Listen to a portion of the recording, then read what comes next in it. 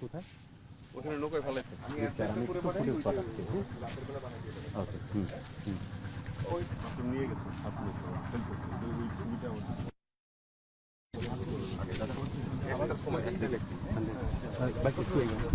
একটু টানিয়ে এটা লইলেন। এখন উদ্ধার অভিযান দিনের বেলা হয়েছে, বিকালে উদ্ধার আমাদের নির্বাহী ম্যাজিস্ট্রেট স্যারের অভিযানে পুলিশ ছিল, বিজিবি ছিল এবং আনসার সদস্য ছিল, ব্যাটালিয়ন আনসার।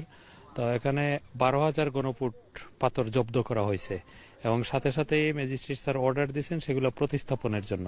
তারপরেই সন্ধ্যার পর থেকে প্রতিস্থাপনের কাজ চলছে। এখানে নৌকা দিয়ে ওখানে নিয়ে ফালানো হচ্ছে, সাদা পাথরে নিয়ে ফালানো হচ্ছে আর কি, ফেলা হচ্ছে। এখানে 12,000 ঘনফুট পাথর উদ্ধার করা হয়েছে। জি, আপনার নাম? আমার নাম মোহাম্মদ ময়নুল হক।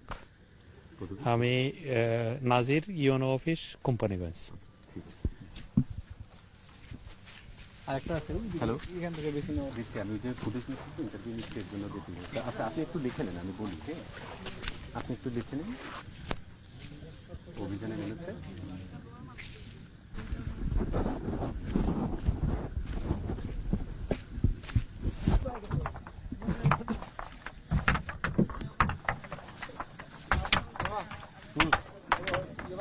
ফুটেজটা নেই।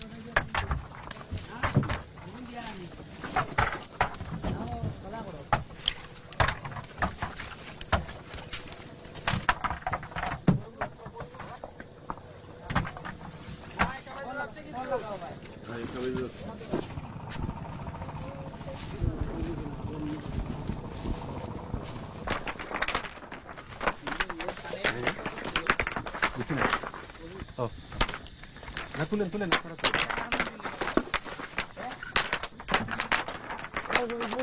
রুহেল, হ্যাঁ ভাই, আচ্ছা ভাই, কথা বলি। এই কথা বলি, মানে এটা কি হচ্ছে এখানে?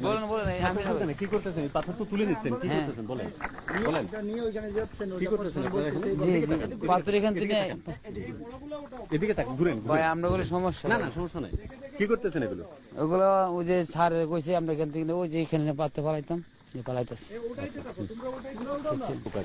এই যে এই কার্যক্রমগুলো দ্বারা দেখি দাদা বক্স করতে